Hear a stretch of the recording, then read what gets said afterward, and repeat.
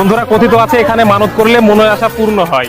এটাই মানে সেই যুগ যুগ ধরে হয়ে আসছে। যে যা মানুষা করে তাতেই সাকসেসফুল হয়ে যায়।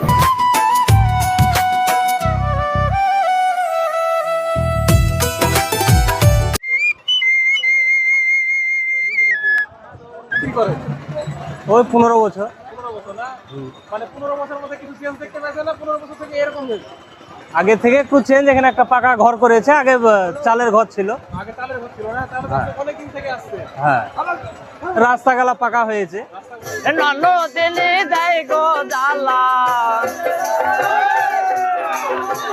ননদিনী দেয় গো জ্বালা, লাগে না ভালা।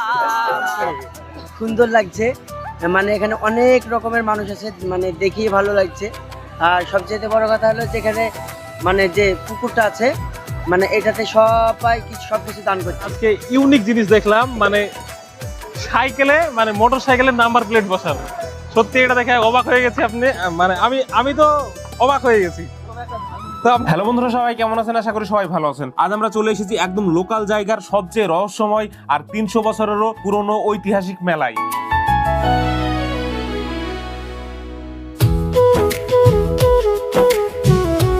এখানে দেখুন প্রচুর মানুষ। এখানে আজকে তাও কম আছে, মানে প্রত্যেক বৈশাখ মাসের মানে যতগুলো মঙ্গলবার হবে মানে ততটাই মেলা হয় এখানে।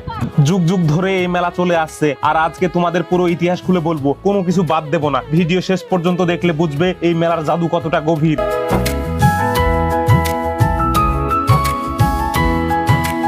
বন্ধুরা, এই মেলাটা অবস্থিত ডোমকল থানার ধোলাউড়ি অঞ্চলের দাসির চকে।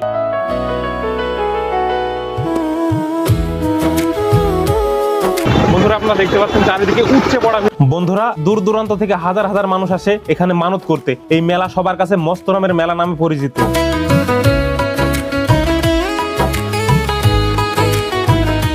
মেলার ভিতর ঢুকতেই দেখুন বন্ধুরা, দুই সাইড দিয়ে কত দোকান আর মানুষের কি ভিড়, একদম উৎসবের আমেজ।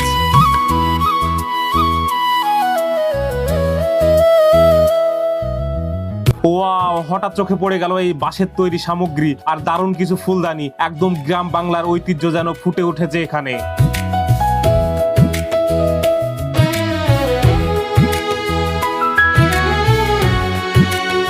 বন্ধুরা, এই কাঠের তৈরি গাড়িগুলা দেখে শৈশবের কথা মনে পড়ে গেল। ছোটবেলায় এমন একটা গাড়ির জন্য কতই না কান্না করেছি।